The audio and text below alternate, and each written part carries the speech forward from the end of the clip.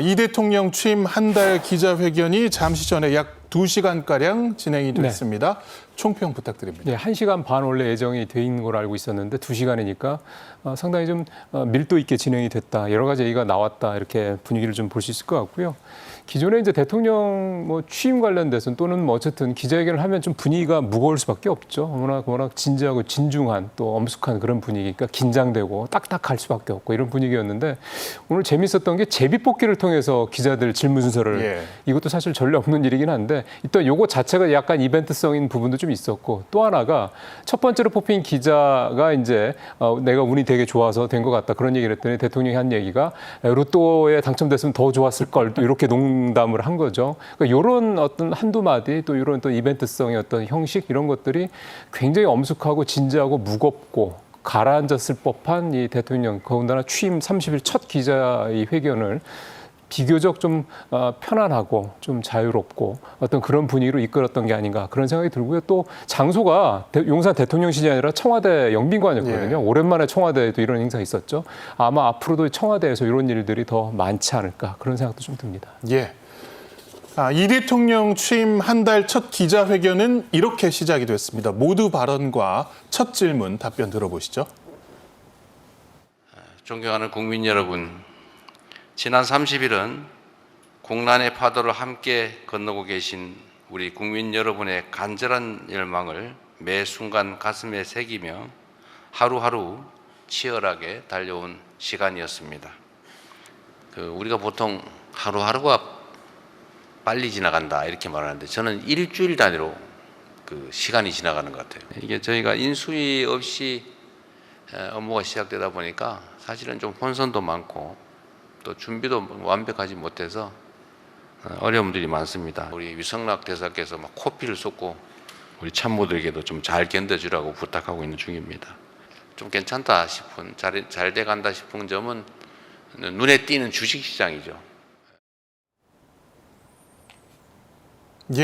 지난 30일 동안 해온 일 중에 뭐가 제일 잘 된 것 같냐라는 질문에 주식시장 활성화가 아무래도 좀 꼽을만하다라고 했고 실제로 본인이 대한민국의 불확실성이 사라지고 시스템이 정상화되면 당연히 3,000포인트가 회복될 것이라는 확신을 가지고 있었던 것 같습니다. 예, 그렇습니다. 오늘은 3,100을 넘어서 3,100 안착을 갖다가 사실 시도를 하고 있는 거고요.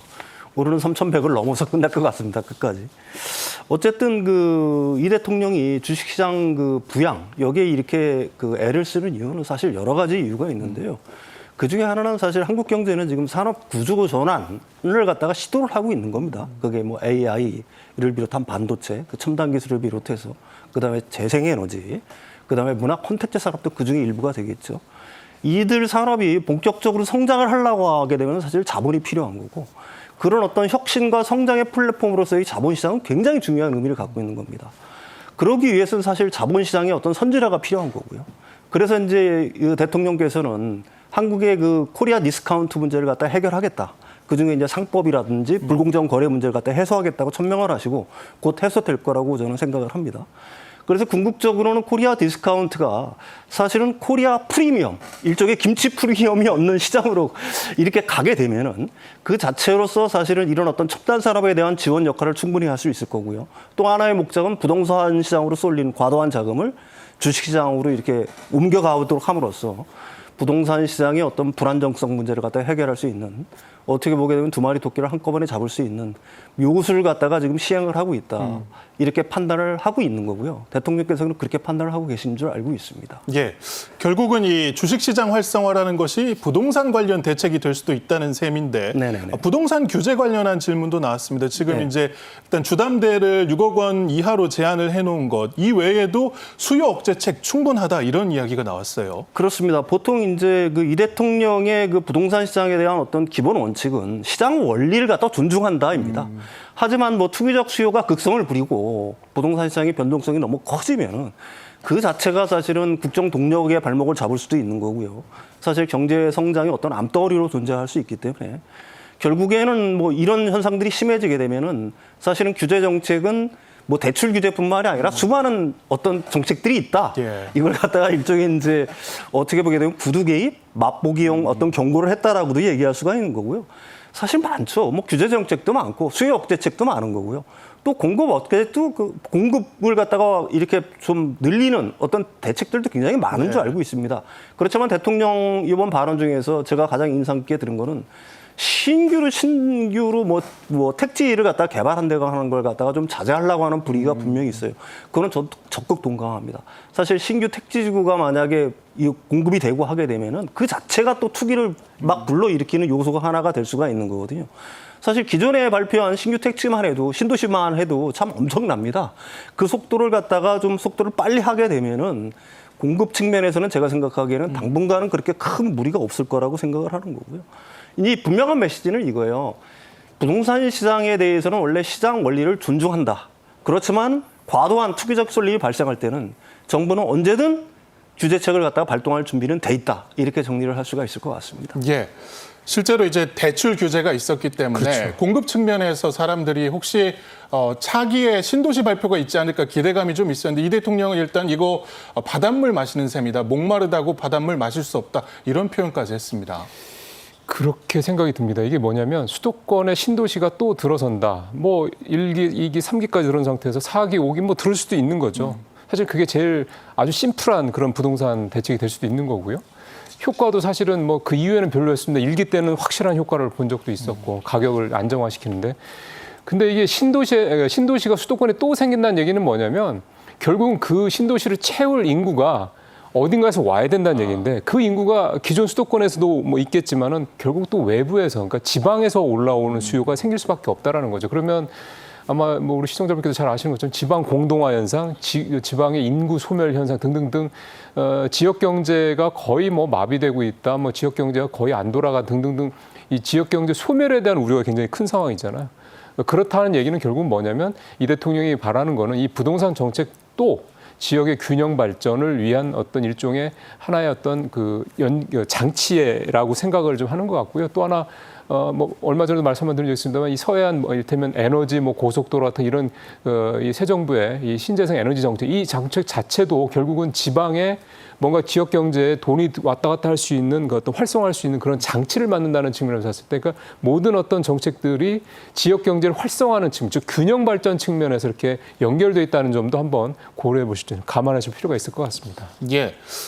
저희도 이제 매일 방송을 하면서 대통령실 소식을 전하고 있습니다만 어느새 한 달이 훌쩍 지나가 버렸는데 대통령 자신도 하루가 24시간이 아니라 30시간이었으면 좋겠다라는 생각을 하고 있다고 밝혔어요. 그러니까 얼마나 할 일이 눈에 많이 보이겠습니까? 예. 뭐 상대적으로 그만큼 이제 지난 정부에서 여러 가지로 이제 뭐 많이 좀 미흡하고 부족하고 좀 잘못되고 등등 이런 게 많다라는 의미도 되겠습니다. 사실 이제 그런 과거가 어떻고 이런 차원의 문제가 아니라 이 대통령이 바라보는 시각은 어차피 이제 벌어진 일이고 이제부터는 수습이고 그 다음에 국민들한테 뭔가 도움이 되고 국민들이 좀 살아가는데 좀 행복해할 만한 뭔가를 자꾸 좀 만들어내는 쪽으로 조금 더 이제 긍정적인 쪽으로 건설적인 쪽으로 생각을 좀 바꿔서 가고 있다고 봐야 되는 거고요.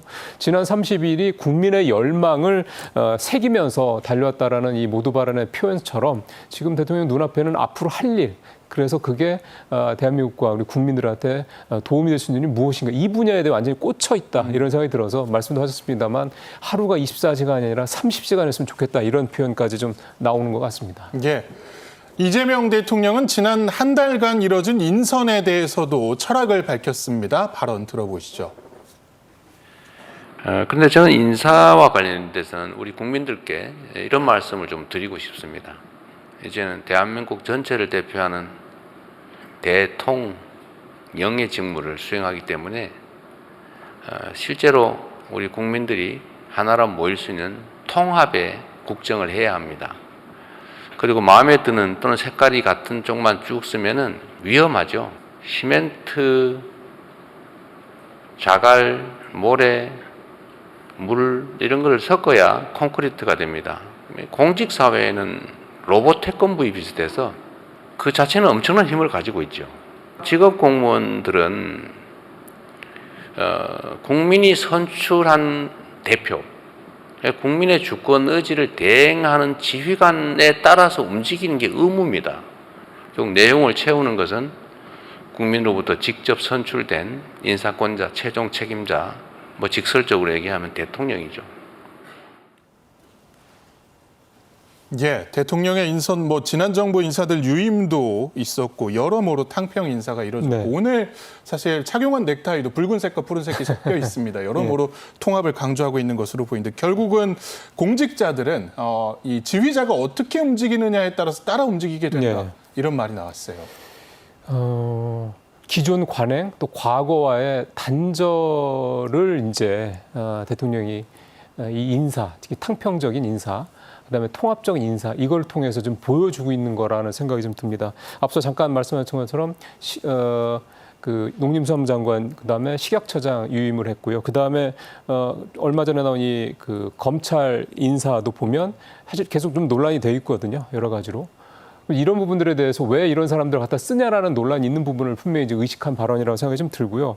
여기서 이제 시멘트 자갈 물을 섞어야 콘크리트가 된다. 한쪽 편만 들어서는 안 된다. 이런 표현을 이제 쓴 것도 저는 봤을 때 보통은 이제 정권이 바뀌면 싹 물갈이를 하죠. 흔한 말로 어공들은 대부분 다 물갈이가 됩니다. 안 나가려고 하는 사람들은 막 이렇게 저렇게 쪼아가지고 결국은 나가게 만들고 이렇게 되는 거죠. 근데 여기서 벌어지는 사회적 손실, 비용이 크다라는 거죠.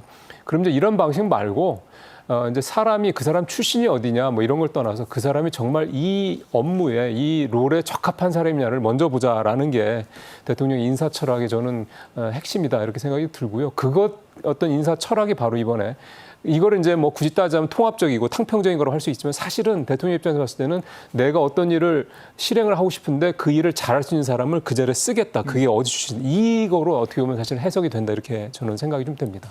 예. 첫 질문에 의해서 이 대통령이 직접 질문할 기자를 지정하기도 했습니다. 두 번째 질문은 여성 기자를 먼저 배려하기도 했는데요. 주 4.5일제에 관한 질문, 이 대통령의 답 들어보시죠. 여성으로 하겠습니다. 네. 저도 그렇고 또 많은 직장인들이 지금 좀 기대를 하는 부분이 그 주 4.5일제 시행에 대한 부분이거든요. 그래서 지금 이제 주 5일제가 너무나 이제 당연해진 것처럼 주 4.5일제가 이제 너무나 우리에게 그렇게 당연해지는 시점이 언제쯤으로 예상을 하고 계신지 말씀 부탁드리겠습니다. 제가 어릴 때 공장을 다닐 때 한 달 내내 아예 안 쉬었어요. 처음에는 2주에 한 번씩은 쉬어준다. 그래서 어느 날은 매주 한 번. 그래서 어느 날 반공일이 생겼죠. 결국 이런 식으로 가야 되지 않을까. 가능하면 좀 빨리 가고 싶어요. 정책적으로. 예, 4.5일제 질문한 기자는 KTV 이혜진 기자였습니다. 아무래도 이 대통령의 생각은 지금 이제 노동을 많이 투입해서 생산성을 향상시키는 시대는 지났다라는 것이 대전제이긴 한데 4.5일제는 사회적인 합의가 일단 우선돼야 된다는 것도 좀 생각인 것 같습니다. 예, 그렇습니다. 우리나라가 OECD 평균에 비해서 한 120시간 더 일하니까 과로 사회, 과로 근무 사회라는 거는 분명히 맞죠. 네. 그렇지만 그 4.5일제를 갖다가 그 강압적으로 시도하는 데는 많은 부작용이 있을 거라는 생각들을 분명히 하고 있는 거고요. 그러니까 사회적 대타협을 통해서 점진적으로 시행되는 게 가장 바람직하다라고 사실은 보는 겁니다. 여기에는 어떤 문제들이 있을 수 있냐면은 사실 이거 4.5일제를 지금 당장 시행한다고 하더라도 그거에 대한 직접적인 혜택은 사실은 지금 좋은 일자리, 좋은 직장에서 근무하는 사람들은 대부분 받을 거란 얘기입니다. 가령 비정규직 노동자라든지 열악한 환경에서 근무하시는 분들은 사실 이런 제도랑 별로 상관이 없죠. 따라서 이런 문제들 갖다 점진적으로 해결하기 위해서는 사실은 지금보다 더한 어떤 굉장한 어떤 논쟁, 그다음에 대타협이 반드시 필요한 거고요. 마땅히 가야 할 길은 분명하지만은 거기에는 대화와 타협이 반드시 필요하다. 이 점을 강조하셨다라고 봅니다. 예. 자, 그리고 대통령실에 지금 지역 신문들이 출입을 하긴 합니다만 이것들은 광역지자체단, 그러니까 도랄지, 그렇죠. 광역시의 이제 매체들인데 이번 기자회견에 풀뿌리 매체들, 그러니까 군 단위의 매체들도 실제로 참여를 했습니다. 온라인 참여긴 했습니다만 일단 옥천신문에서 지역 균형 발전에 대한 질문이 나왔어요. 앞서 잠깐 그런 말씀을 좀 드렸습니다만 지금 사실 지역에 있는 분들은 생존의 위기도 느낄 수 있는 거거든요. 예를 들어서 지역에 청년들 창업 도와준다고 그래서 지역에 어떤 상가를 만들고 거기에 재래시장이 됐든 이런데 청년들 유치해서 가게를 여는 건 좋은데요. 거기다 지원도 해주고 하니까요. 월세도 도와주고 손님이 와야죠. 그래 결국은 손님이 안 오고 사람이 없으면 어차피 아무리 뭐 정부에서 돈을 대주고 뭐 월세를 대주고 해도 결국은 장사를 못 하는 거 아닙니까? 마찬가지 상황인 거죠. 인구도 줄고 사람도 안 오고 그러면 그 지역은 소멸될 수밖에 없는 건데 이런 거를 당연히 현 지역 언론들이 얘기를 해도 들어주질 않으니까 얼마나 답답들 하겠습니까? 그럼에도 불구하고 그 상황에서 좀 하는 거고. 그러니까 결국은 이런 부분들에 대한 얘기들이 그러니까 아주 어떻게 보면은 그동안에 잘 들리지 않던 모기 소리만큼 작은 소리들을 이제 새 정부에서 들어주겠다라는 상징적인 표현이 오늘 예. 이 풀뿌리 언론들을 뭐 온라인이 됐든 뭐가 됐든 간에 이게 청와대 이번 기자회견에 이렇게 초대를 했다, 초청을 했다 이렇게 좀 볼 수가 있는 거고요. 결국은 앞서 이제 신도시 얘기도 했던 것처럼 생각을 달리하지 않으면 이 지역 균형 발전 문제는 해소가 될 수 없고요. 결국은 지역에 돈이 돌고 지역에 사람들이 가고 그리고 그게 잠깐 반짝 패션처럼 유행처럼 잠깐이 아니라 지속적으로 갈 수 있도록 그 구조를 짜주지 않으면 결국은 계속해서 양극화가 심해질 수밖에 없다라는 점을 이 새 정부에서도 충분히 알고 있는 게 아니냐 그런 생각이 좀 듭니다. 예. 이재명 대통령은 한미 관세 협상 진행 상황에 관해서도 밝혔는데요. 발언 들어보시죠. 뭐 관세 협상이 매우 쉽지 않은 건 분명합니다. 지금 그렇다고 해서 7월 8일까지 끝낼 수 있는지도 확언하기 어려워요. 또 쌍방의 모두에게 도움이 되는 그야말로 호혜적인 그런 결과를 만들어내야 하는데 아직까지도 쌍방이 정확하게 뭘 원하는지가 명확하게 정리되지는 못한 상태입니다. 그리고 다방면에서 우리의 그 주제들도 매우 많이 발굴하고 있다. 그 말씀을 드립니다. 최선을 다하겠다는 말씀까지만 드리겠습니다. 예, 그 미국의 상호관세 유예가 7월 8일까지입니다 해서 이후에는 또 상황이 어떻게 될지 모르는데 지금 관세 협상이 진행 중이고 일단 대통령의 말만 들어보면은 결론이 7월 8일 이전에 안 나올 수도 있겠다 이런 생각이 듭니다. 7월 8일 이전에 안 나오는 게 거의 분명하다고 저는 생각합니다. 의도적인 어떤 지연? 사실 뭐 우리 정부에서는 사실 그런 지연 전략을 갖다가 택하고 있는 줄 알고 있고요. 그게 또 지금 미국과의 협상에서는 저는 개인적으로 그게 가장 필요한 단계다 이런 말씀을 드립니다. 이게 뭐 지금 협상이 안 됐다고 그래서 좀 표정이 우울하거나 한 표정이 아니지 않습니까? 굉장히 웃으면서 말씀을 하시는 것을 보면은 또 하나가 있습니다. 관세 협상이 쉽지 않지만 최선을 다하겠다. 또 쌍방의 요구 사항을 파악 중이라는 얘기를 말씀을 하셨거든요. 근데 이 트럼프 대통령의 그 발언을 갖다가 유심히 볼 필요가 있어요. 일본에 대해서는 오히려 지금 24%인 상호관세를 30에서 35%까지 올린다고 하잖아요. 일본은 응석바시 같다. 뭐 이런 식으로 진짜 거친 표현까지 썼어요. 근데 한국에서의 어떤 관세 협상에 대해서는 사실 굉장히 제가 듣기에는 우호적인 표현들이 좀 나오고 있습니다. 뭐냐면 디지털 플랫폼 법을 갖다가 없애라 한 것 같아요. 이건 뭐냐면은 서로가 주고받을 게 있다는 얘기입니다. 예. 그런 의미에서 어른의 협상. 어른의 협상이라는 건 뭐예요? 우리가 받을 건 받고 줄 건 주고 이게 어른의 협상 아닙니까? 그런 의미에서 본다라고 하게 되면 제가 생각하기에는 가장 지금까지 그 미국과의 관세 협상 중에서 가장 바람직한 모델이 우리나라에서 좀 만들어지지 않을까 협상에서 이런 기대를 한번 해봅니다. 예. 한일 관계 관련해서 이제 일본 기자가 질문을 했는데 우리보다도 오히려 일본이 이제 한일 관계가 악화되지 않을까 하는 우리의 목소리가 더 높았던 것 같습니다. 맞습니다. 그런데 이재명 대통령은 이시바 시게로 총리 처음 봤을 때 너무너무 반가웠다. 이분은 우려를 했을지도 모르지만 그리고 셔틀 외교 관련 이야기도 본인이 먼저 꺼냈다고 말을 했어요. 좀 전에 이시바 총리 지난번 캐나다 에이펙 정상회의 때 그때 정상회의 했었잖아요. 그때 왜 자리 서로 바꾸면서 상석을 양보했다 이런 얘기도 했었죠. 전혀 뜻밖의 어떤 그 국가의 정상이 이런 식으로 행동한다는 거 아마 그때 이시바 총리도 의외였을 거라는 생각이 좀 들고요.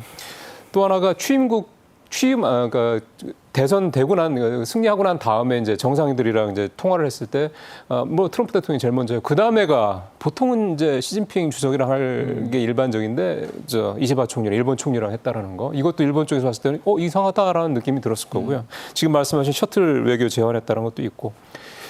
이 대통령이 지금 지향하는 그 모든 정책에 있어서 핵심 그 관통어는 실용이죠. 외교도 마찬가지입니다. 외교도 실용 외교를 하겠다라고 좀 생각을 하고 있는 거고 그러면 일본과의 관계에서 왜 이렇게 이 대통령이 적극적일까? 그러면 일본과의 관계를 우리가 잘 만드는 게 결국 우리나라한테 좋을 거라는 겁니다. 잘 아시는 것처럼 정서적이나 뭐 어떤 역사적 이런 측면으로 봤을 때는 사실 불가근 불가원의 나라죠, 일본이. 하지만 경제나 산업적인 측면, 또 문화적인 측면 이런 쪽으로 봤을 때는 일본과의 관계가 사실 굉장히 긴밀합니다. 특히 요즘 젊은 친구들은 일본에 대해서 어떤 부정적인 그런 생각을 하는 것도 굉장히 좀 낮아져 있고요. 결국은 우리가 일본과의 관계를 잘함으로써 대미 관세 협상이라는 이런 거에 있어서도 좀 더 협상력을 높일 수 있다는 지적도 나오고요. 또 무엇보다도 이 대북 관계에 있어서도 우리가 일본과 사이가 나쁜 것보다는 그래서 북한에 이용당할 수 있는 것보다는 일본과 관계를 좀 잘 만들어서 오히려 역시 협상력을 높일 수 이런 측면에서 봤을 때도 일본과의 관계를 굉장히 실용적으로 풀어나가겠다라는 게 이제 대통령의 생각인가라는 거를 다시 한번 좀 확인해 볼 수 있는 내용들이 아닌가 싶습니다. 예. 그리고 검찰 개혁에 관한 이 대통령의 생각을 엿볼 수 있는 답변도 있었습니다. 그러니까 분리된 수사권을 누가 가져갈 것이냐 뭐 이런 복잡한 문제들에 대해서는 아직 정해진 바가 없지만 기본적으로 수사권과 기소권을 분리해야 된다는 원칙은 변함이 없다라는 이야기가 나왔어요. 그러니까 문재인 정부 때 이미 그게 이제 솔직히 이론적으로는 이제 우리 국민들은 다 전달이 된 거 아니겠습니까? 근데 그게 진행이 안 됐을 뿐인 거죠. 그러니까 그거를 이번에 명확하게 하겠다라는 거고 대통령이 이 부분에 대해서 그러니까 즉 검찰의 권력이 너무 집중되어 있기 때문에 이거를 쪼개야 된다라는 거에 대해서는 우리 국민들이 자신의 이제 대통령으로 선택을 했던 것처럼 이제 이것도 역시 국민들이 다 지지를 받고 있다라고 이제 자신감을 갖고 있다라는 생각이 좀 들고요. 이견이 없다라는 표현을 대통령이 직접 썼기 때문에요. 그러니까 이 수사권과 기소권을 동시에 갖고 있는 나라가 드물죠. 같이 갖고 있다 그러면은 소위 말해서 이 기소라는 게 수사권이랑 같이 있다 보면은 기소를 위해서 수사를 악용을 할 수 있는 여지가 생길 수밖에 없다라는 게 그거를 이제 우리나라 검찰이 좀 그동안 계속 보여왔다는 거. 그래서 이제 검찰의 개혁의 필요성이 좀 있다라는 거고요. 시기에 대해서 많은 분들이 좀 관심을 갖는 것 같은데 추석 전에 윤곽을 늘어나겠다, 얼개를 꺼내놓겠다 얘기를 했기 때문에 이제 추석이면 사실 이제 9월이니까 9월 좀 넘어가는 거니까 아마 늦어도 9월 중에는 검찰 개혁을 어떻게 할 것이냐가 정해질 것 같고 얼마 전에 검찰 인사 고위직 인사 났지 않습니까? 그런 것들도 결국은 그거를 다 어느 정도 바닥에 깔고 인사를 낸 게 아니냐 그런 해석도 좀 나오고 있습니다. 예. 그 역대 대통령들이 대부분 이제 100일 즈음에서 기자회견을 했습니다만 이번에 이례적으로 한 달 만에 굉장히 이른 기자회견이 이루어졌고 이 국민들에게 좀 붐업을 하기 위한 수단이 될까요? 대통령이 직접 내일 기자회견을 합니다라고 SNS에 어제 밝히기도 했습니다. 예, 그렇습니다. 그 내용을 갖다가 제가 좀 봤는데요. 거기에 등장하는 단어들이 치열한 시간, 절박한 각오, 쉼없이 달려온 뭐 이런 표현들이 나와요. 그러니까 분초도 사실은 허투루 쓰지는 않겠다. 이런 의지가 담겨 있는 거고요. 남은 4년 11개월, 각오를 새롭게 다지기 위한 자리다. 그러니까 시정연일, 초심을 잃지 않고 그러니까 남은 4년 11개월도 이렇게 열심히 치열하게 달려가겠다. 이런 의지를 표명했다고 보고요. 두 번째로 제가 인상 깊었던 거는 주권자 국민의 질문에 겸허히 답하겠다는 거거든요.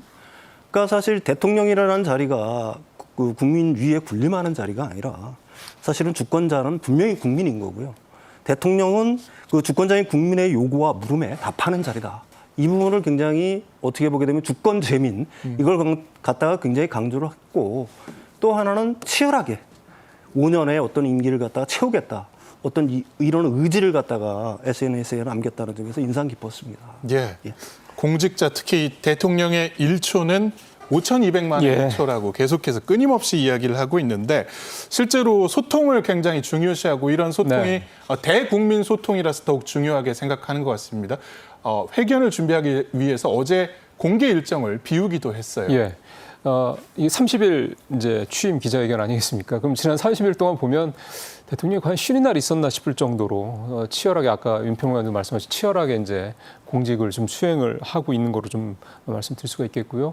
그런 상황에서 어제 하루의 일정을 공식적으로 취임 후 처음으로 완전히 비웠다라는 거는 좀 얼마나 이 오늘 이 30일 취임 기자회견에 취임 30일 기자회견에 이제 공을 들였느냐 준비를 얼마나 철저히 하려고 애를 썼느냐라는 걸 볼 수가 있겠습니다. 지난번에 울산하고 이제 광주에서 타운홀 미팅이었던 형식으로 해서 국민들과 소통하는 모습을 보였는데 이게 사실은 그러니까 미리 사전에 짜지 않고 연출하지 않고 현장에서 소위 말하는 증문즉답 형태로 이 질의응답을 한다는 게 쉬운 게 아닙니다. 실력이 없으면 어려운 거거든요.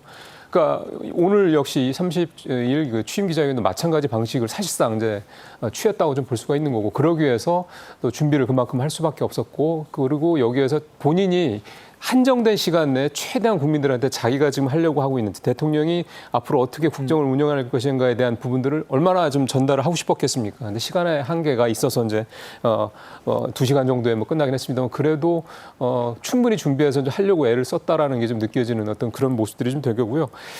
아마 앞으로도 쉬는 날이 그렇게 많지는 않지 않을까. 더군다나 이럴 것 같고 또 하나 재밌는 얘기를 했던 거는 주말에 일정을 못 잡겠다고 이제 얘기를 또 했더군요. 그 얘기가 뭐냐면 주말에 내가 뭔가 어디 일정을 잡으려고 그러니까 너무 많은 사람들이 움직인다. 그래서 주말에는 노는 게 아니라 공관에서 일을 하겠다. 그렇게 또 얘기를 했다고 합니다. 예.